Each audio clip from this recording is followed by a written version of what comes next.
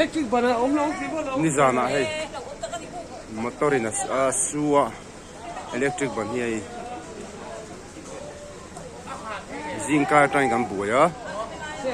chuan he recovery van an ko pot chuak do ni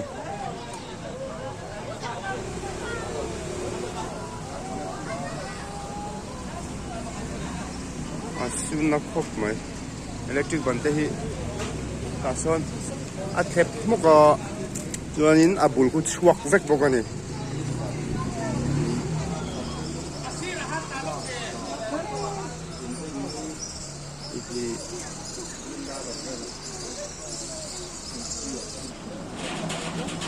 roin hi intini ni sari ania ni sana accident a he motor hi hei ki rang hina bek tha electric ban le ei he thing hian a lo dang hlo ni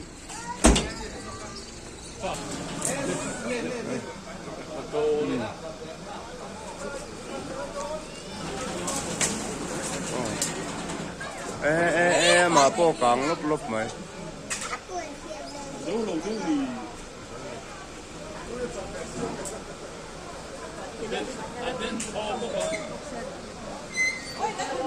akan ngapui kata lo omsu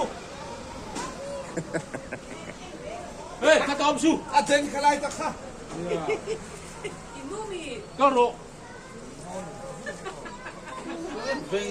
thằng làm ông chi mía lo đi lại có cái ma cả nó to à ba khi hết thấy lốp à mo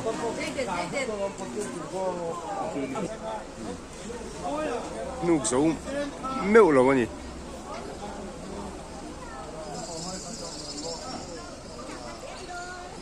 màu ni sari hindi ni ani a vậy thì hay xin cả cái cần bồi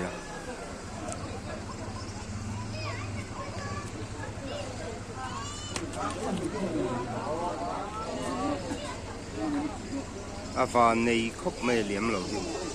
thì liếm trép chú nè thì có bữa bên em bỏ ta dầu rồi pha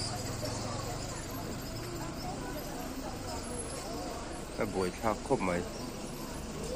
ta hiền anh bỏ chuột chuông cái này electric ban hi kan buổi khuya ngã ban thar kan phun lệ ngã là ai đó nè nè là tầm đồn phiêu mày